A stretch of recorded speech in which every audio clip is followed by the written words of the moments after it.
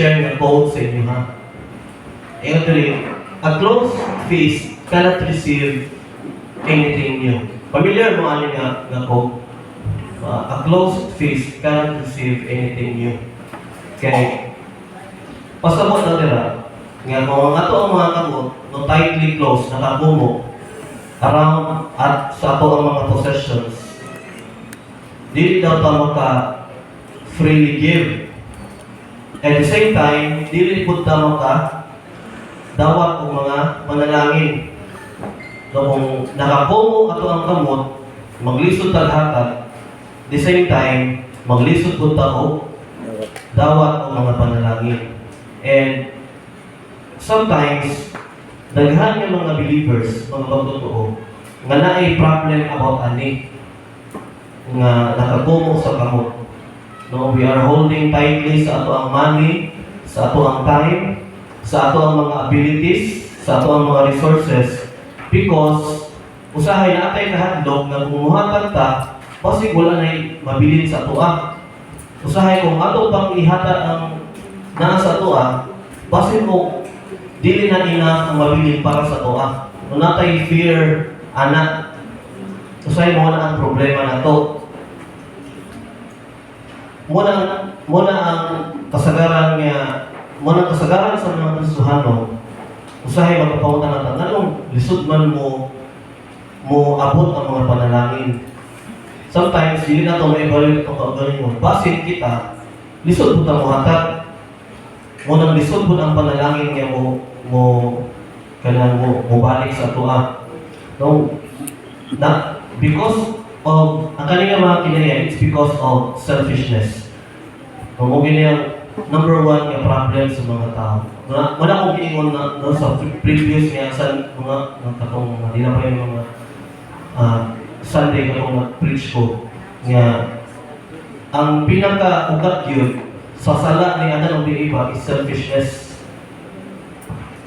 Tungkol sa ilang selfishness, niresulta siya sa disobedience. Hangtod karon, kung nagpabilin ang pagka-selfish sa tao. Di ko maligyan niya. After we permit, unahon ang ato ang pagkalingon. Sa yung maliguro yun ta, kung muna yung problema karon sa daghan ng mga Kristohanon. Muna nga, daghan ng mga pagtotoo, we give. Sometimes we give, but we give reluctantly. Sometimes we give out of compulsion. Sometimes, maghahatag ka, expecting something in return. Muhatag ka kay natin makuha. Sometimes, iwanan na atong motivation. And that is a problem.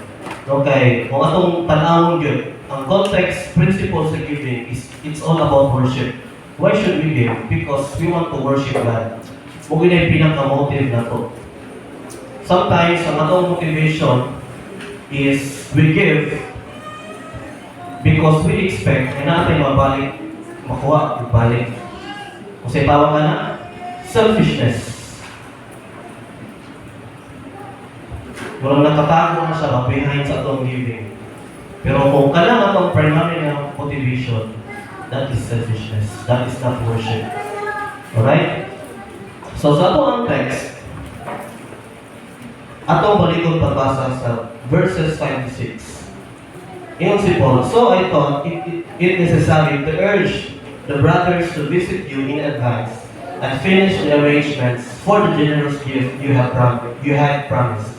Then it will be ready as a generous gift, not as one grudgingly given.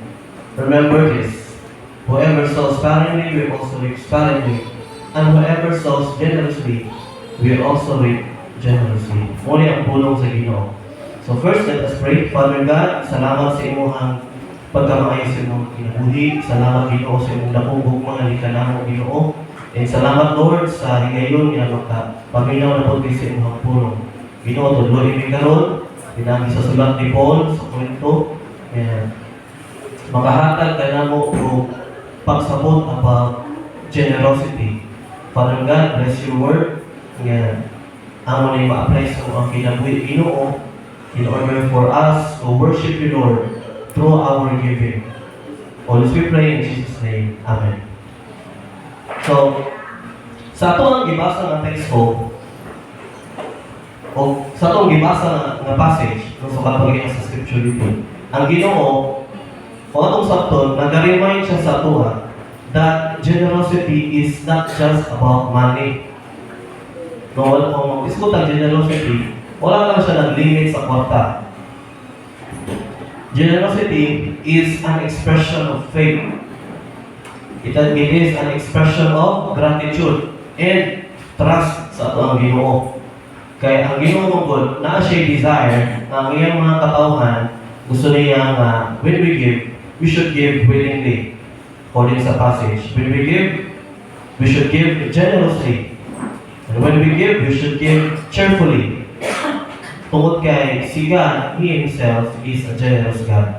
Gusto niya makita po na himutan pareha sa iya ng Christ-like. We should also be generous. Dili lang sa ato ang money, kundi sa ato ang mga abilities, sa ato ang mga panahon, sa tanan niya gibiyang sa Ginoo sa ato kailangan ta maging generous. So, ang question karon, how can Christians demonstrate God-honoring generosity according to this passage? Kung wala itong isutan karon, kung saan man nato pag-demonstrate o usa ka God-honoring generosity. So, naadi ay di maka-honor ng paghatag. Kung naapoy maka-honor ng paghatag. So, number 1, generosity must be prepared willingly. So, in verse 5, sa first part sa verse 5, niyong si Paul, finish the arrangements for the generous gift you had promised. So, kaning gift, nagipasabot diri ni Paul, na sila ginatawag na collection or contribution sa mga saints. Kaya kung imong basahon sa chapter 9, ang mga Kristohanon sa Jerusalem, they are suffering. Naay sila'y kawalan-on. So, nag-awag si Paul sa mga Gentile believers na mag-contribute na collection para mutabang sa mga kaigsuunan nila dito sa Jerusalem, no, mga believers. So, naay gihimo si Paul nga coordinated nga aid para tabangan ang Christians sa Jerusalem. Tungkol sa anong problema sila tungkol sa persecution. Number 1, na persecution sa mga Christian believers. Tungkol kay persecution, naapon niabot nga kanang kagutom, no, kapobrehon nga oy nakapalisod sa mga Kristohanon sa Jerusalem. Naay economic crisis nga nagapangitabo sa mga believers sa Jerusalem. So, si Paul nag-act siya as mura siya kanang project manager. Kung dako siya nga kalihukan, nga siya mag-organize, giawag niya mga kasimbahanan nga naay contribution para tabangan nila ang katong mga believers sa Jerusalem para na sila ikaunon. And kaning word or gingon din ni Paul nga generous gift from the Greek word eulogia, meaning blessing or praise. Diyan ang ikuha ang kanang sa eulogy bitaw. Di ba pang eulogy kay magsulti ka ang mga maayong mga butang sa datong namatay. So diyan ikuha ka kuan nga term. Same siya nga term nga gigamit eulogia or praise or blessing or bountiful gift. Pero kaniya giingon diri ni Paul generous gift. Kalimong niya ng verses, gigamit natin ulit sa tithes at offering, di ba? Gigamit natin sa tithes at offering. Ang nagpugas o jutay, mag-aling jutay, parang magpugas o daghan, mag-aling daghan. Pero kung sakto na nato ang context sa chapter 9, wala siya nag-isgot about tithes and offering. Kundi contribution para itabang sa mga believers nga namubreak. So muna ang context niya. Muna mayingon si Paul nga dapat na ay free will nga contribution given out of love and concern para sa ilahang fellow believers. Kaya ang kaning Corinth magod, nag-promise sila daan, nga mutabang sila sa mga believers sa Jerusalem. So, gipahinumduman sila ni Paul. Di ba namang may commitment, ni mutabang mo? Sige, karon i-remind ta mo. Dapat magkuhan mo, nagsulat si Paul sa ilaha. I-remind ta mo sa inyong contribution kay muanhan ni. Unya na ako ipadala ng mga brothers in advance para mo na-start dapat naka-ready na. Kaya pag-anhan na mo, kolektahon na dahil na mo. Kung manay gihimo ni Paul, nga usa sa mga initiative niya gihimo ni Paul ani nga time. So, nagtulog isa to ang passage that ang generosity dili lang siya usa ka emotional response. Kung sakto nato sa kinaiya sa mga early believers, naa sila'y kanang commitment and willingness no na pagplano sa pagtabang sa ilang mga kaigsuunan, na coordinated nga kanang contribution ng ilang gibuhat. So,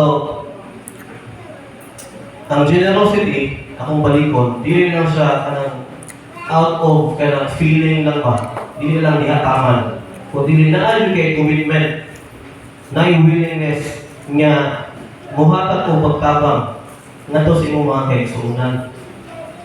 Diba? Kay sa to karon usahay sa ilaha naayo sila ganang gina-separate na gyud nga budget para ana. Pero kadaghanan sa problema na to usahay mo yung tabang ang hatag na ko kung naa ko extra. Karon wala ka man ko extra di sa ko mo tabang no di sa ko mo contribute kay wala ko extra. Pero ang reality sa itong kinabuhi mo God, ang kamatuoran yun is that wala yun tayo extra. No, there is almost never an extra sa itong budget. Kaya there will always be bills na kailangan bayaran. Na yung mga wants na kailangan na ito mapalit. Na yun tayo panggamitan sa ito, especially sa ito ang kwarta. So, kung kana itong irason, murang maglisod yun maka-extra na po. Ang reality, wala yung tayo extra, kaya na yung tayo permanente gamitan sa kwarta. So, gusto sa Ginoo nga gipahimutan naman taliya karon ba nga ang pagtabang, ang pagiging generous na to is kanang it is a commitment. Dapat natay kwan ba? Lord, if naay, especially para sa ako alam niya, Lord, kung naagani mga mission activities nga kailangan ng financial support, Lord, ako i-commit nga mahatag jud ko, Lord. No, example lang na siya ba? Mga simple nga mga butang, commitment din sa Ginoo, nga nakaplano na daan ka. If naay contribution, Lord, for mission, mahatag jud ko, Lord. And nalipay ko nga diri sa church, naay tayo mga kaigsuonan nga imunanan kasing-kasing. Naadyo ko yung makita ng mga tao bitaw na labi na kung mission ng isutan, motuno yun na sila. So, salamat sa Ginoo nga ay mga individuals na rin yan itunol atong medical mission yung nakita mo na sa Socorro. Salamat sa Ginoo ng mga kasing-kasing. And I pray, unta na iunana atong kasing-kasing tanan, especially sa mission nga buluhaton. So, kay wala ta kabalo kung sa'y pwedeng mahimong impact ana nga small amount ngadto sa gingharian sa Ginoo. So, for example, naay usa ka pamilya mo na sila nagplano sila nga awadto sila o kanang sample sa Japan. Diba? Pila na kaman sila mag-prepare o kanang kwarta para ana nga trip. No, pangandam jud ka. Na jud kay ikahin nga budget para anak sweldo nimo ako ni kasi para sa among maabutay nga trip to Japan. Same way kung anak ko ta, no, gusto sa Ginoo nga naabot tay kanang heart ba, generous heart. Wala man ang matter ng kundi ang gusto sa Ginoo ang atong heart ba na nagitay commitment ka Lord nga. Every time ako balikon if na-kay commitment for the mission, Lord, every time na yung mission activity mo, support yun ko, Lord. Or kung wala dili ka able financially, Lord, if na-kay mission activity, Lord, ako i-commit ako ang time. O ato ko. No, wala man ang limit sa money. You can be generous sa imong kwarta, but sometimes dili ka generous sa imong time. Sometimes dili ka generous sa imong kwarta, but pwede ka maging generous sa imong time. No, whatever kanang available sa imong, pwede nimo ma-offer, makubit, maplano diya sa Ginoo. So sa imong kaugalingon ka, na ba kay plano sa paghatag, no, like sa mga believers sa Corinthians, na ba kay commitment ka Lord, na whenever na ay kanang kailangan tabangan, amplify mo ang kamot to give, or basin mo hatag lang ta when it is convenient lang. Napatay budget for God's work, or napatay kanang intention to support missions, mga church ministries, or mga tao na nanginahanglan. Okay, kay daghan ba yung tao ngayon nga. Sus, kung dato pa lang ko, kung mudato ko, kaya na ko ng tabangan tanan, ako rin yung budget. Pero usahay mo, dili mo na. Kaya usahay, pag mudato lang ka, saan mo pa rin ko? Kuripot da. No, kuripot, naging ka sa gaway pa, saan mo, mudato lang ka. So, yung nana, no, generosity is not determined by how much we have. Atong timanan. It is determined by the condition of our heart. No, wala nang nag-matter kung saan nakadako yung mga ginahatag, but nag-matter na sa condition sa imong heart. No, if you are not faithful sa gamay, we will likely not be faithful with much. Gusto sa Ginoo nga madisiplin taan ang part sa ato ang Christian nga pagkinabuhi, sa ato ang pagiging generous. Okay, generosity must be prepared willingly. Ikaduha, generosity must be given cheerfully. In verse 5, yapon, yun si Paul, then it will be ready as a generous gift, not as one grudgingly given. So si Paul, nag-contrast siya ang duha ka klase nga giving, na a generous gift, na apoy grudgingly given, or grudging gift. Kaning grudgingly nga word, ang idea ani is kanang naghatag ka nga napugos. Kaning grudgingly given, grudging or grudging gift. Kanang paghatag nga napugos, paghatag nga na-regret, or kanang paghatag nga kanang na kuwan ka ba, kanang under pressure nga paghatag. So, gi-contrast niya ni duha. Akong balikon, ang Ginoo dili siya concerned sa unsa ang amount nga atong ginahatag, but He is more concerned with the attitude behind our giving. No, ang gift pwede siya mahimong dako, ang gihatag pwede siya mahimong dako. But if small ang imong love sa imong paghatag, sa tanang nimo malipay pa ang Ginoo ana. Kung napugos ra ka, kung itabang tuod ka sa imong kaigsuonan pero muna napugos ra ka kay gi-require sa church, so dili siya maayo nga paghatag. Ang tawag ana, grudgingly given or grudgingly gift or grudging gift. Sa Corinthian nga culture, ang generosity is tied with honor and reputation.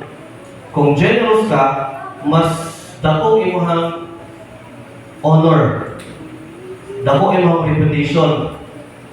Ang mga tao dito sa Corinthians, muhatag sila tungod kay it will elevate their status. Labi nagdako ilang ginahatag, mahimo silang sikat dito. Ang ilang reputation, munindot ang ilang reputation. Pero si Paul, iya nga yung giputol nga, kinaiya, munang nilingon siya, kung atong sakton si Paul, ang point niya nga, ang Ginoo, dili siya ma-impress with public generosity if the heart is unwilling. Nakita ang tungod ka sa daghang mga tao nga nagahatag ka, nagahatag ng dako, pero makita man sa Ginoo imong heart, ay anuwilin man siya, or napugos naman siya, or lahi man ang iyang motibo sa paghatag. So ang mahitabuan na, dili gyapon malipay ang Ginoo. Kung balikon, God is more concerned sa attitude nato behind our giving o sa atong heart. So imong i-evaluate mo ang kaugalingon. Every time mo hatag ka, do you do it because you love the Lord? Or basin you do it tungkol kay napugos ra ka? Dili ka gusto ingnon niya sa Malaysia, huwag man itindog, wala man ihatag o offering. Huwag man kadulol o buwan, kwarta. Basin mo na anak yung Muhammad, baan mo, hatag na lang ko. Basin mo na anak ka. So that is grudging gift ay mong ginapakita. For example, Father's Day man karon, di ba? Father's Day karon. For example, nakailuwang ka anak. Ang isa ka anak, nag-ipon sa pila ka bulan para mapalit ang regalo sa iyang papa. Kaya pag-abot ng Father's Day, ingon siya, pa, Happy Father's Day, I love you, na ako yung gift sa imuha pa. Ako binilipunan para kanang makapalit ko kanang regalo sa imuha. Niyang isa ka anak, naghatag po siya regalo. Ingon siya, pa, Happy Father's Day, na ako yung gift. Ingon lang sila nga, mapalit daw kay Father's Day. Namubing na niya, palitan na pag-gift, pero palit ko. So, pareha sila anak, sila gift silang papa. Pero na ikalahian, di ba? Makita niyo mo na ikalahian. Ang isa, effort yun siya. Kaya na yun siya kanang intention. Na siya ikalipay, mag-ipon para mapalit ng regalo sa iyang papa. Pero ang isa, napugos, kaya gisuldihan, Father's Day man, paghatag kuhan gift sa iyong papa. So, ang isa napugos, ang isa, na ikalipay ng paghatag. Mura po na sa ito ang Ginoo makahibalo yun siya if ang imong gihatag given out of love or given out of obligation. Kung ato karon na i-evaluate atong kaugalingon, Lord, every time mo hatag ka, every time mo kutabang ka sa mga kaigsuonan, Lord, kanang prestara ako kasing Ginoo. If na ako'y hidden motive, Lord, pag-ausan ni imo ako nga aware. Usahay aware mo ta, ana. Tungkol kay nabilang nahabit na nato, aware na ta na dili na tama ang ato ang paghatag o ang ato ang pagtabang. So, una-una, kasi may atong buhaton. Una-una is to check our motive, you know. Check our motive. Before you give your time or your money, ask yourself, why am I doing this? Kung may akong motivation, is it to look good sa uban? Is it because I feel guilty na ako rewan ihatag? Or is it because na ako'y tinuod ng concern sa akong mga kaigsuonan? Normally ang gusto ipaabot ni Paul sa Corinto, and mo po niya ang gusto niya ipaabot kung kaya hinumdong sa ato sa Ginoo karon. To always check our motive. And then, practice gratitude. Okay, ang pagiging cheerful is fueled by gratitude. Kung puno ka sa pagpasalamat, kung mahatag ka, ngayon mo dyan ang cheerful. Okay, pasalamatan budaan yung kasing-kasing. Labi na if we remember ang tanan niya kaayo sa Ginoo sa atua, ngayon gi-bless ta sa Ginoo in any way, and then maging kuanta. Labi na maging grateful ta, Lord, salamat sa mong pag-bless sa atua. So, every time yung muhatag pa ko, yung una na nalaan ang status sa itong heart, grateful pa. Natay cheerful heart to give back sa Ginoo. So, practice gratitude and then check our motive. Last point natin this morning is generosity produces a greater harvest. Ingon sa verse 6, whoever sows sparingly will also reap sparingly, and whoever sows generously will also reap generously. So si Paul, naggamit siya sa simple and universal illustration about farming. Sa time nila, sa ancient time, sa biblical time, ang liso is grabe na siya importante. Grabe na siya precious. Ug sa panahon nga naay kagutom nga maabot sa ilaha, na ay temptation nila nga kaunod ang atong mga liso instead of planting. Pero ang usa ka farmer nakahibalo siya nga kung iyan ang itanong, kung gamay lang iyang itanong, naagyoy gamay ra pod nga harvest. Pero katong liso, kung dito niya kaunon, ibaylo niya ang immediate comfort sa future nga harvest. Kung itanong ko niya tanan, mas greater pa ang abot niya nga harvest. No mo na ang pasabot ni Paul ang iyang illustration. No, kailangan niya iyang i-sacrifice ang iyang immediate comfort, ang iyang kagutom atong nga time, o iyang itanong, instead iyang itanong to, para pag-abot sa panahon, na ay greater na harvest niya iyang makuha.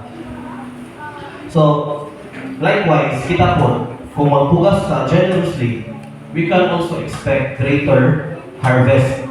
Pero ato lang yung klaruhon, kaning verse, ato klaruhon, nga ang Ginoo, dili siya usa ka vending machine bitaw, nga nag-expect ka o na ay financial nga wealth niya mo madawat. Every time nga mohatag ka, ay, karon kay nihatag mo ko, naagin mo balik nga, times 2, yun yung panalangin. Ang Ginoo, dili siya murang vending machine ba nga, mo promise siya always o kanang financial wealth sa tanan atong gipanghatag. No, dili mo na ang promise sa Ginoo. Wala akong giskutan kayo sa Sunday school. Kaya na, ang mga disciples ni Jesus Christ, di ba kung saan nilang status sa kinabuhi, di lang sila mga portahay, di ba? Ang mga disciples, pero kung saan ang panalangin na nasa sila, that is spiritual blessings. Pero atong katawang karon, ang promise sa Ginoo mo diri is spiritual blessings. Dili na siya always kanang financial wealth. Okay, daghan may mga churches na katudlo nga, sige, paghatag mo kay mabalik na og pila ka pilo-pilo, mapanalangin mo daghan may mga kwarta. That is false hope. Mali nga paglaom nga mong gina-inject sa mga tao. Muna nga, daghan yung mga kasuhan, daghan ko na istorya. Hindi naman ko ganahan mahatag kay pila na ko ito, sige hatag, pero kung gihapon ko na dato. Okay, false hope ang gina-inject sa mga uban ng mga churches. Pero ang Ginoo, kasi gina-promise niya ni God promises spiritual blessings. Ang Ginoo, they promise of eternal rewards. Tunay mga eternal rewards ang i-promise sa Ginoo. Opportunities for greater kingdom impact. Ang imong paghatag og small amount for missions, wala ka kabalo ng katuwang kwarta, daghan ay nasangyaman ng mga kalag. Muna ang panalangin niya, muna ang harvest. Mga kalag nga nabalik diya sa tigilan sa Ginoo. No, itong klaruhon lang na to. Years ago, namin na istorya sa Socorro, namin na istorya dito na tao. Nga, sa una daw, nag-apil-apil daw siya o ka children's outreach. Apil-apil siya children's outreach dito sa Kitcharaw. Sige siya kapil. Pero lahit ang iyang denomination, kalimut ko sa iyang denomination. So, apil-apil siya. O niya, kato nga pag-save, apil-apil niya o children's outreach, natamnan siya sa pulong sa Ginoo. Bata pa siya, natamnan siya sa pulong sa Ginoo.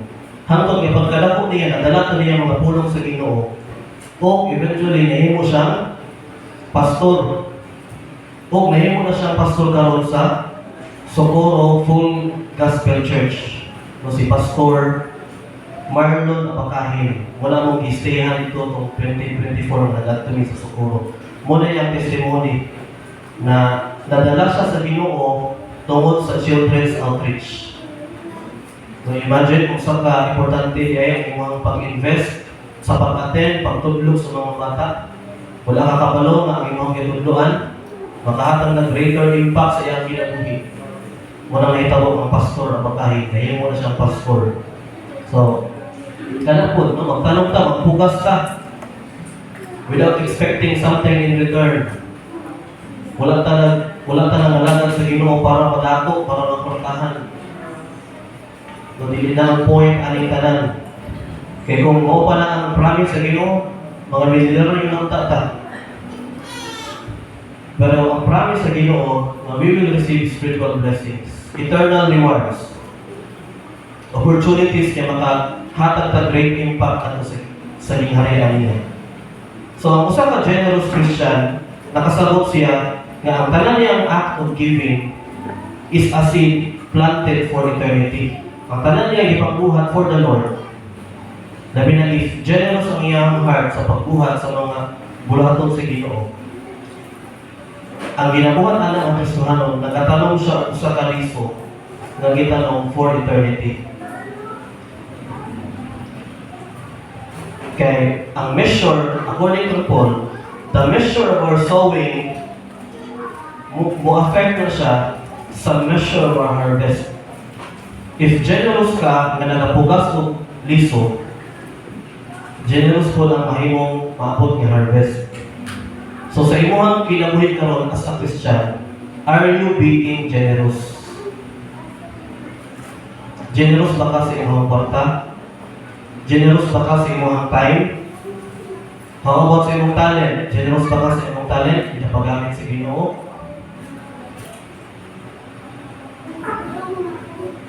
So evaluate yourself. So let us discuss karon, how can we plant better seeds? Una, kailangan natin i-redefine ang harvest. Usahay, mali atong pagsabot sa harvest. Pag harvest gani, kwarta-kwarta na dayon. Buhatan ko kay kwarta-kwarta na ang balik. So dili na siya mao. We need to stop looking only for financial returns. Kay dili all the time mo na yung ways pagpanalangin sa Ginoo. Makahatag na ng discouragement kung kanan ato ang isulti. So when you sow generously into your local church or community, in whatever way money ba na nimo or time or abilities, the harvest might be a restored marriage. Muli ang harvest. It can be a teenager coming to faith. Ang imong pagbugas, pwede siya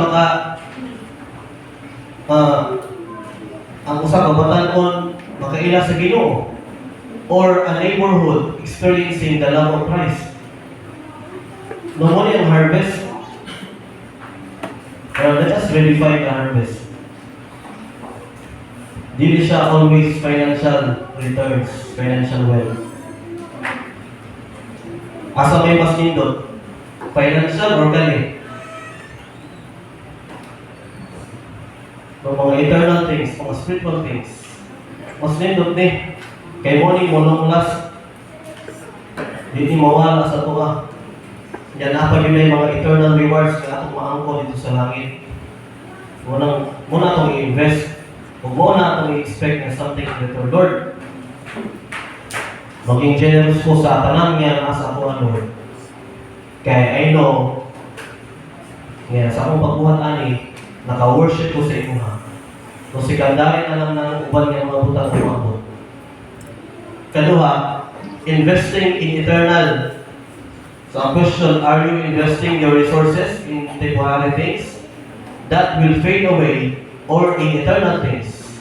Ang tanan nimong resources, kung saan ang klaseng resources, gina-invest ba na nimo sa mga butang na mawala ra or gina-invest nimo sa mga eternal things? No, willing mga ito mo-invest kung mga way sure ng mga butang, di ba? Isa rin naka-invest kung kapakuan. So ito'y last na rin investment scam. Risk coin.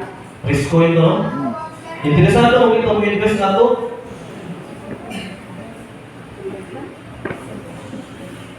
Dapat mas mag-invest na alin. Ako, dili ko mo judge sa katong mga nagkuhan. Kaya lahit ka mga gusto mo na, pagkapakinahanglanon siguro na or sa. Pero, ang point ako is, dapat, kung nag-invest ka na, mas mag-invest ka sa mga eternal things. Di ba? Ito kaya mawala yun. Ang uban, naka-withdraw, ang uban wala. Mo pasabot, wala sure. Dili ka sa sure ng investment. So, i-evaluate mo ka o galing mo, nag-invest pa ka na. Next, start planting today. Kung wala pa ka nag-sow, nagpugas, start planting today. You don't need a massive field to start farming. Begin by using your current abilities and possessions for God's glory right where you are. So small sowing still creates an impact, but generous sowing expands our influence for the kingdom. Usahay, maglisod taan yung generous sowing. So you can start small. And then, if ma-develop na imuhang generosity, pwede na ka mo increase sa imong pagtabang ato sa uban. Pwede na ka mo increase. Kailangan mo na exercise. Kaya discipline mo na siya. Part of our discipleship is generosity. Being generous. How do we manage our resources for the Lord? So sa katapusan, let us examine our hearts. Una, do I prepare to give? Or do I only give what is convenient? Kaduha, do I give joyfully or grudgingly? I-evaluate mo kasing-kasing. Sa imong paghatag ay sa offering. Joyful ba ito mapaghatag? Or kasi siya nga nili? Sinihan na ka ba? Pagbukas ang ito? Or, number 3, am I sowing generously for God's kingdom? So may ginabuhat mo for the Lord, for God's kingdom. Sa may imuhang ginahimo sa imuhang mga resources para masimba ang Ginoo. Now again, ang 2 Corinthians chapter 9 does not teach about tithing. Nagkatulo siya ang ilahang gihimo nila po contribution sa katong church sa Jerusalem. So gina-practice nila ang pagiging generous. No, ginatuluan ni Paul ang mga bata ng mga church, no, bata ang sila ng mga church, para maging generous. No, gina-exercise nila ang giving, ang generosity. Pagtabang nila sa nato sa uban. So, kanilang passage is about a voluntary collection sa mga nanginahanglan and the principle of generous giving. However, kani siya nga passage, mo-inform po siya sa tuwa o kanang pagsabot pa about Christian stewardship. Kung maghatag siya sa tuwa, lalo na pagsabot about stewardship by teaching those believers that we should give intentionally, willingly, and generously. Akong balik ko na po, God is not concerned about the amount of our giving. Kung sa iyang concern, ang ato ang heart or attitude behind our giving.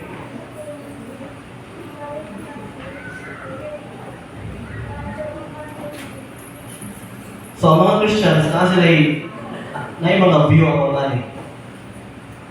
Ang ato ang view sa Baptist, we give 10% of our tithes. Diba?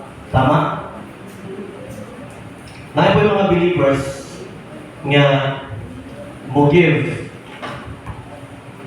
nga dili wala na sulod sa tithes. Uban dako, ang uban gamay.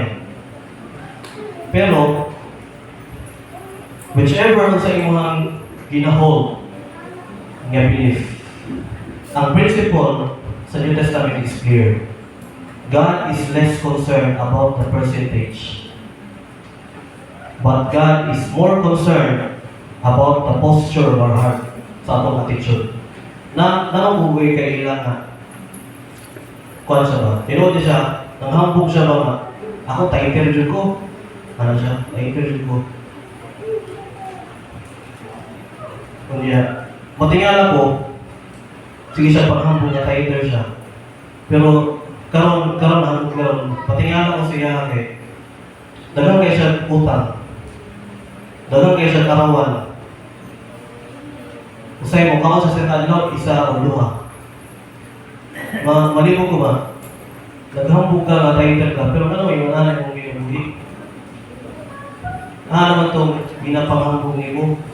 So, akong conclusion, wala na nag-matter sa imuhang pagtuman sa kanang 10%.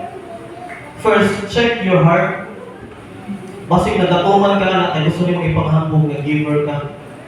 Na akong point diri is that you should give nga naa kay cheerful heart. I-check sa imong heart. Kung naa ba na sa right motive, basig naghahatag ka kay nag-expect ka something in return. Buhatan ko para pananangin ko. Tinood mo na siya. Okay, don't get me wrong ha. Tinood na siya na pananangin ka. Pero ang dapat primary na itong objective is to worship the Lord through our giving.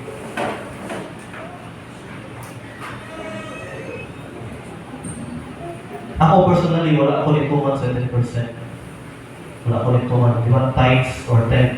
Wala ako nituman sa 10. Wala ako nag-tithes. Ako ginahatag is 15%. Kung may increase ko, 15 ako ang ginatights. Okay. Na-encourage ko ako yung Dr. Omon. Dapat graduate ng mga ng 10. If you are able, pwede ka mag-increase.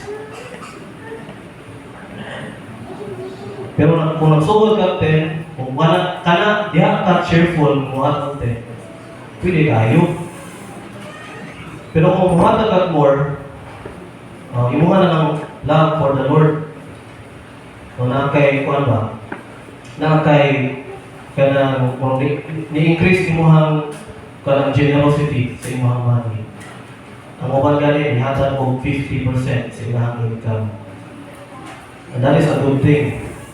No, ang point na ko dali is, ang pinaka-point na ko dali is always check our motive. Why do we give our tithes? Do we give it para tapanalaginan? O ba na itong primary objective? Or do we give our time to worship the Lord through our giving?